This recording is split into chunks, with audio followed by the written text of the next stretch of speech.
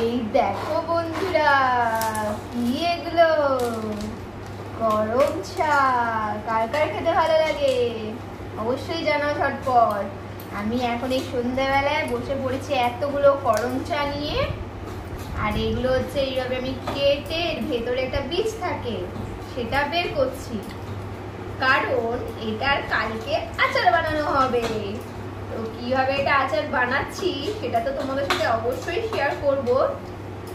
তো আপাতত দানাগুলোকেই বের করি, কারণ এত ছোট ছোট গরম চা ছাড়াতে ছাড়াতে অনেকক্ষণই সময় লেগে যাবে। এই দেখো দানাটা দেখতেই পাচ্ছ, কারণ দানা সমেত যদি করা হয় আচারটা তাহলে আচারটা টেস্টও হবে না, আর আচারের মধ্যে একটা কোষ্টি কোষ্টি ভাব লাগবে, মানে দানার একটা কষা কষা যে ভাব থাকে না সেটা লাগবে। এটা কাটার পর দেখো অলরেডি কিন্তু একটা আঠা আঠা বেরোচ্ছে অলরেডি। এই দেখো গায়ে কত আঠা আঠা দেখতে পাচ্ছ। তো দানাটা থাকলেও কিন্তু সেটা ভালো লাগবে না।